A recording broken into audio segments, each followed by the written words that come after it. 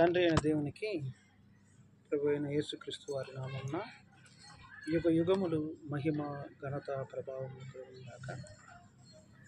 ఈ యొక్క వీడియోని వీక్షిస్తున్న ప్రియ సహోదరులకు ప్రభు అయిన యేసుక్రీస్తు వారి నామమున వందనాలు తెలియజేస్తున్నాను. మీ మీద, మీ కుటుంబం మీద దేవుని యొక్క శాంతియు సమాధానము ఉండునుగాక. ఈరోజు మీ ముందుకు వచ్చానంటే, క్రైస్తవ మార్గంలో ఒక బోధ చాలా ప్రాచుర్యంలో ఉన్నది. అదేంటంటే, యేసుక్రీస్తు వారు పరలోకములో పుట్టాడు అనే బోధ. యేసుక్రీస్తు వారు పరలోకములో పుట్టాడనే బోధ క్రైస్తవ వర్గములో, ముఖ్యముగా ఆంధ్ర తెలంగాణ ప్రాంతంలో చాలా ప్రాచుర్యంలో ఉన్నది. దీనికి మొట్టమొదటిగా బీజం వేసిన సంస్థ ఏంటంటే BOUY, బైబిల్ ఓపెన్ యూనివర్సిటీ. పిడి సుందర్రావు గారు ఈ బోధను మొట్టమొదటిగా సమాజానికి తీసుకుని వచ్చాడు. ఆయన సిద్ధాంతం ఏంటంటే, ప్రభు అయిన యేసుక్రీస్తు వారు పరలోకములో మొట్టమొదటిగా తండ్రి అయిన దేవుని ద్వారా కనబడ్డాడు. బిగాటెన్, ఆయనలో నుండి కనబడ్డాడు అనే సిద్ధాంతాన్ని బోధిస్తున్నారు. బైబిల్లో ఎక్కడైనా సరే ప్రభు అయిన యేసుక్రీస్తు వారు పరలోకములో పుట్టాడు అనే ఒక్క రెఫరెన్స్ను మీరు ఇచ్చినట్లయితే ఈ సిద్ధాంతాన్ని మేము ఒప్పుకుంటాం. యేసుక్రీస్తు వారు పరలోకంలో పుట్టాడు, లేకపోతే నేను పరలోకంలో పుట్టి తిని అని ప్రభువారు స్వయంగా సాక్ష్యం చెప్పినా ఓకే. అట్లా లేదు, అపోస్తలులు ఎవరైనా ఈయన పరలోకంలో పుట్టాడు అని సాక్ష్యం చెప్పినా ఓకే, మేము ఈ సిద్ధాంతాన్ని ఒప్పుకుంటాం. రెండవది ఏంటంటే, ఎలా పుట్టాడు అని మనం ప్రశ్న అడిగితే ఆత్మ విభజన అంట. ఆత్మ విభజన, ఖండ విభజన ఎలాగో ఆత్మ విభజన జరిగిందంట. నేను మరలా వారిని అడుగుతున్నాను, ఆత్మ విభజన అనే పదం మీరు బైబిల్లో చూపించినట్లయితే పరలోకంలో తండ్రి ఆత్మ నుండి కుమారుడైన యేసుక్రీస్తు వారి ఆత్మ విభజన జరిగింది అంటే, ఆత్మ నుండి ఈ ఆత్మ విభజన జరిగిందని ఆత్మ విభజన అనే పదాన్ని మీరు చూపించినట్లయితే దానిని కూడా మేము ఒక రకంగా ఒప్పుకుంటాం. పరలోకంలో యేసు ప్రభువారు కనబడినప్పుడు దేవుడు ఆయన్ని కన్నాడు అనే విషయాన్ని ఒప్పుకుంటాం. పుట్టాడు అనే విషయాన్ని ఒప్పుకుంటాం. ఈ BOUY సిద్ధాంతాల్లో ప్రారంభ దశలో వారిని అంటి ఉన్న వ్యక్తి ఎవరంటే, ప్రియులు సహోదరులు బొంకూరు జాన్ గారు. వీరు కూడా యేసుక్రీస్తు వారు పరలోకంలో పుట్టాడు అనే విషయాన్ని నమ్ముతున్నారు, బోధిస్తున్నారు. వీరి యొక్క సంస్థ ఏంటంటే institute of Bible technology. BOUY వాళ్ళకి ఏ మాటలైతే చెప్పి ఉన్నానో అదే మాటలు, అదే ప్రశ్నలు IBT వారికి కూడా నేను అడుగుతున్నాను. IBT వాళ్ళు యేసు ప్రభు వారు స్వయాన నేను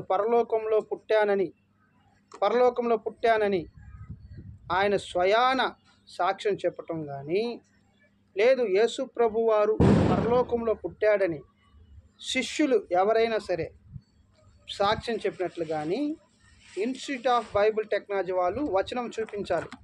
పరలోకంలో పుట్టి తిని, లేకపోతే పరలోకంలో పుట్టాను అనే వచనాలు చూపించాలి. అంతవరకు మీ సిద్ధాంతాన్ని ఒప్పుకునే పరిస్థితి ఏమాత్రం కూడా లేదు. BOUలో ఈ బొంకూరు జాన్ గారు ఉన్నారు. తర్వాత వంశీ గారు ఉన్నారు. ఈ వంశీ గారు ఏం చేశారంటే, BOUలో ఉన్నంత వరకు ఈయన కూడా పరలోకంలో పుట్టాడు, ఆత్మ విభజన, పరలోకంలో యేసు ప్రభువారు పుట్టారు, కనబడినవాడు, తండ్రి చేత కనబడిన వారనే సిద్ధాంతాన్ని ఈయన కూడా ప్రకటించాడు. ఎప్పుడైతే BOUలో నుండి బయటకు వచ్చాడో ఈయన యేసు ప్రభు వారు పుట్టినవాడు కాదు, ఈయన శాశ్వతుడు, ఉన్నవాడు, తండ్రి వలె ఈయన కూడా శాశ్వత కాలంగా ఉన్నవాడు, నిత్యుడు అనే బోధన ఈయన ప్రకటింపజేస్తున్నాడు. ఉన్నంత వరకు చేయలేదు, బయటికి రాగానే చేస్తున్నాడు. కానీ ఈ విషయంలో బొంకురు జాని గారు ఏం చేశారంటే ఉన్నంత వరకు దాన్నే ప్రకటించారు, వచ్చిన తర్వాత కూడా దాన్నే ప్రకటిస్తున్నారు. ఆ విషయంలో ఆయన స్ట్రాంగ్గా ఉన్నాడు, మార్చుకోలేదు. వంశీ గారు వలె ఈయన మార్చుకోలేదు విషయాన్ని. వంశీ గారు బీఓలో ఉన్నప్పుడు రహస్యముగా పరలోకంలో పుట్టినవాడు, పరలోకంలో కనబడిన వాడిని సిద్ధాంతాన్ని నమ్మాడు. బీఓ నుండి బయటికి రాగానే ఏం చేశాడంటే ఆయన కనబడినవాడు కాదు, పుట్టినవాడు కాదు, ఆయన శాశ్వతుడే అనే సిద్ధాంతానికి వచ్చాడు. కానీ బొంకురు జాని గారు ఉన్నప్పుడు పరలోకంలో పుట్టాడనే చెప్తున్నాడు, బయటకు వచ్చినప్పుడు కూడా పరలోకంలో పుట్టాడని చెప్తున్నాడు. నేను ప్రస్తుతానికి ఏం చెప్తున్నానంటే ఈ కంప్లీట్ బైబిల్లో బీఓయూకి కానీ ఐబిటికి కానీ నేను చెప్పేది ఏంటంటే ఒక సద్విమర్శ, గొడవలు కాదండి, సద్విమర్శ. కంప్లీట్ బైబిల్లో పరలోకంలో యేసు ప్రభు వారు పుట్టారని, లేక నేను పరలోకంలో పుట్టి తిని అని ఒకే ఒక రెఫరెన్స్ మీరు క్రొత్త నిబంధనలు కానీ పాత నిబంధనలు కానీ చూపించండి. అట్లా చూపించిన పక్షముగా పరలోకములో పుట్టి తిన్న మాట చెప్పగాకండి.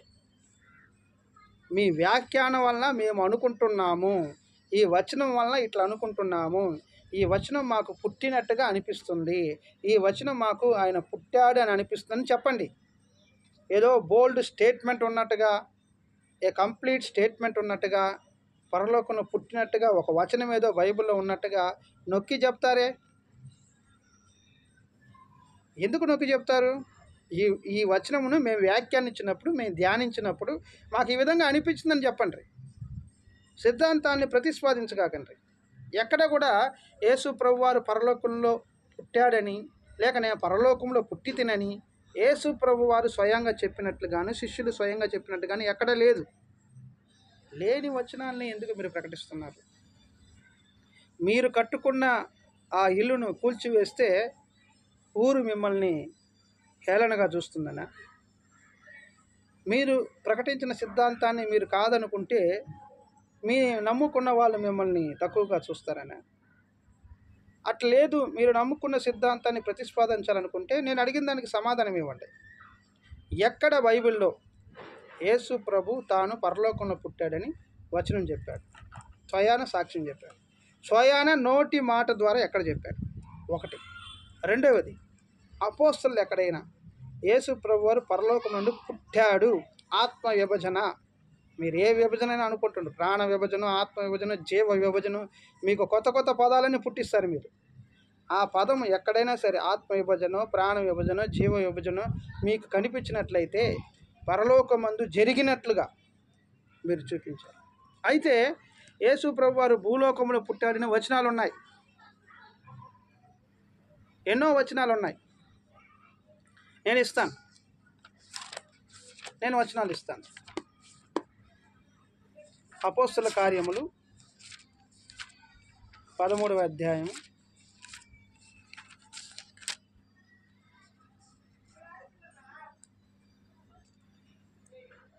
23వ వచనం.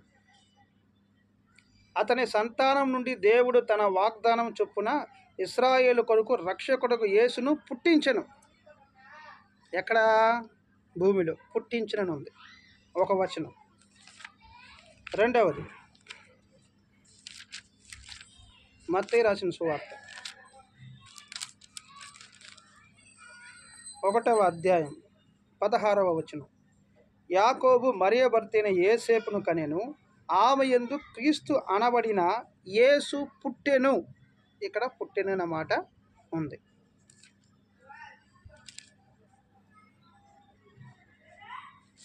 ఇంకను మరొక వచనం ఇస్తాను, యేసు స్వయాన చెప్పిన సాక్ష్యం.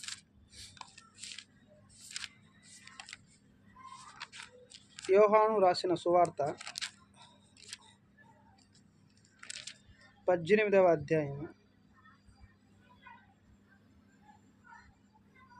37వ వచనం. అందుకు పిలాతు, నీవు రాజువా అని ఆయన అడుగా, యేసు, నీవన్నట్లు నేను రాజునే. సత్యమును గూర్చి సాక్ష్యం ఇచ్చుటకు నేను పుట్టి తిని, పరలోకం అని చెప్పలేదు, పుట్టి తిని అని చెప్పాడు.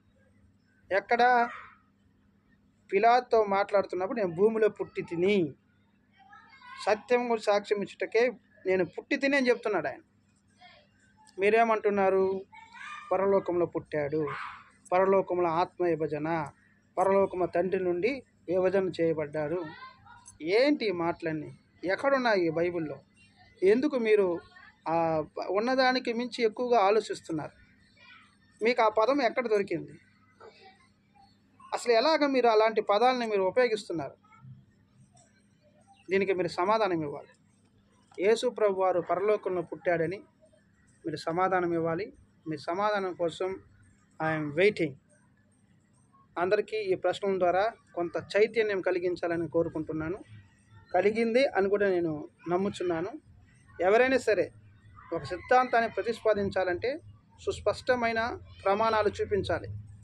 ప్రమాణాలు ఏవి చూపించకుండా వారు తమ ఇష్టానుసారముగా పరమ తండ్రి అందరికి తండ్రి కాబట్టి ఈయన కూడా కని ఉంటాడు పరలోకంలో, ఆయన మొదట ఈయన పుట్టాడు, పరిశుద్ధాత్మను కూడా కని ఉంటాడు, ఆయన కూడా రెండవ కుమారుడు, మూడవది ఆదాము, ఈ కథలు ఇవి చెల్లవు. ఇలాంటి ధోరణి చెల్లదు. రెఫరెన్స్ చూపించండి. పరలోకంలో యేసుక్రీస్తు వారు పుట్టారని ఒకే ఒక రెఫరెన్స్ మీరు చూపించినట్లయితే నేను దాన్ని ప్రకటించడానికి సిద్ధంగా ఉన్నానని ఆ మాటలు ముగిస్తున్నాను. మీ అందరికీ హృదయపూర్వక వందనాలు. మరొక సందర్భంలో, మరొక సమయంలో, మరొక వీడియోని మీ ముందుకు చేసి వస్తానని ఆశిస్తూ మాటలు ముగిస్తున్నాను. అందరికీ.